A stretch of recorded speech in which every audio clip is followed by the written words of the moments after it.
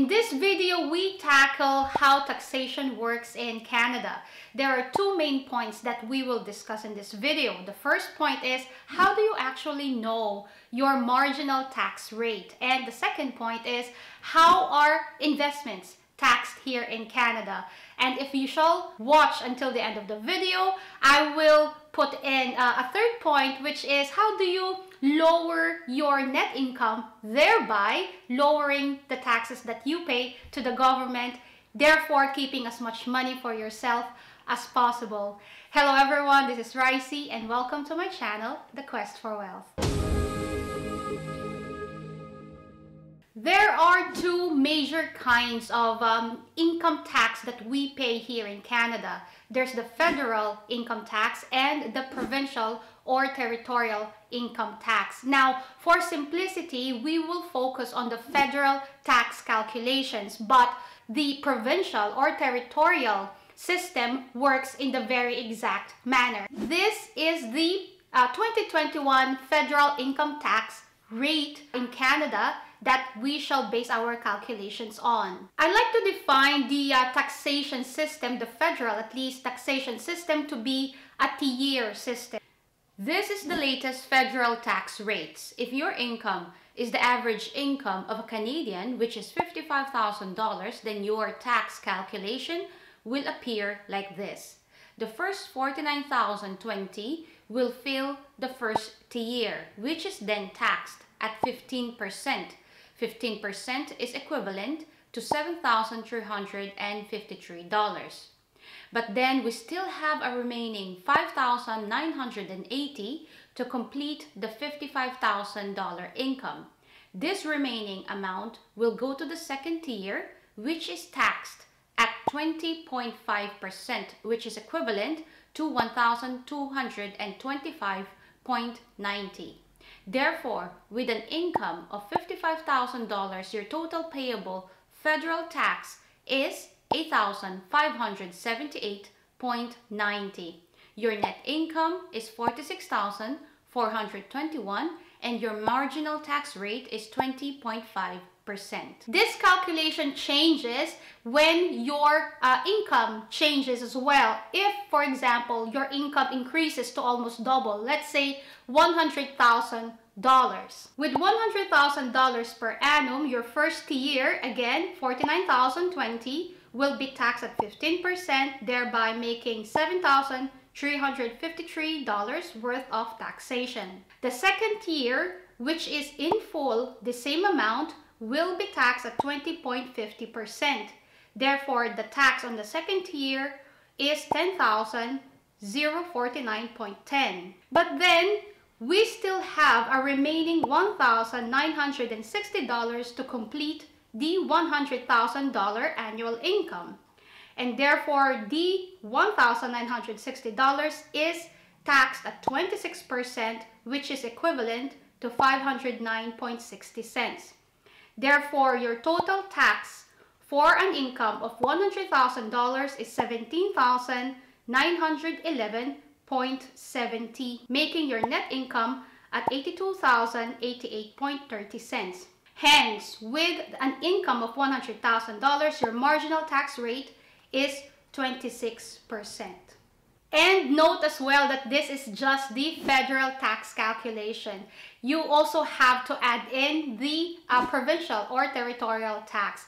Normally, if you add in the territorial or provincial tax, your marginal tax rate will naturally increase. Now, the second part of this video is how are investments taxed here in Canada. And I want to start off with saying that if you did your investments or you bought your investments under RRSP or TFSA, which are tax sheltered accounts, then you do not necessarily have to worry about this. But if you bought your investments using your marginal accounts, then this is information that would be suitable or sensible for you. Before we move forth with the second topic, please subscribe to this channel if you want to know more information about personal finance and investing as a Canadian immigrant, as well as liking this video so as it can reach more people who would need or who need such kind of information.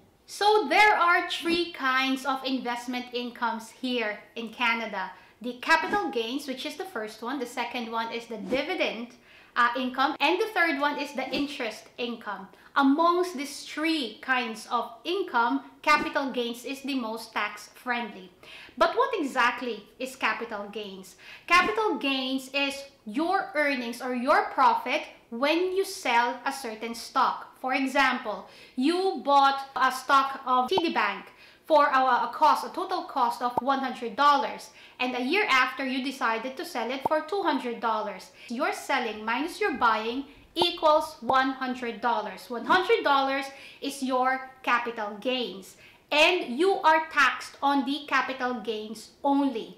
But the thing is, you take 50% of the capital gains, and that is the amount that is taxed by the government. In this example then, 50% of $100 is $50.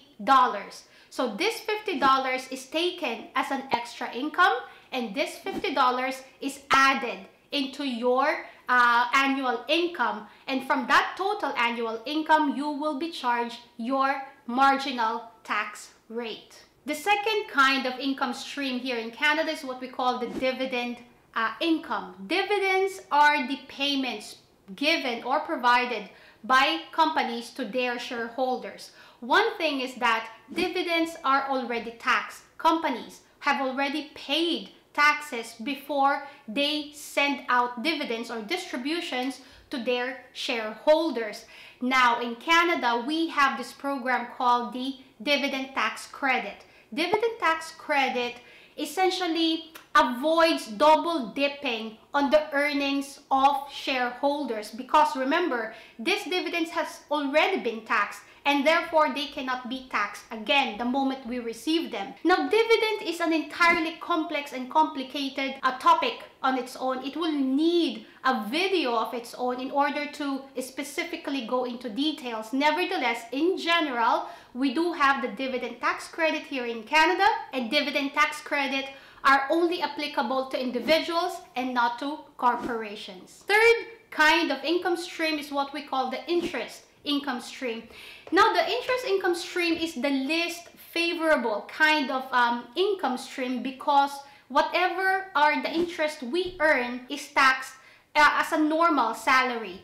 The kinds of interest income are GICs or bonds, or even fixed deposits or high interest rate fixed deposits. All these interests are taxed in a normal manner as if they are salary, and therefore I really do not recommend such kind of investments. And since you are still here watching on, in this next topic, we will discuss the various ways we could lower our net income. The very first thing that I would certainly recommend is to maximize tax deductions or tax credits. Tax credit essentially is the dollar for dollar kind of reduction. One of the examples that I can provide when it comes to tax credit is medical expense.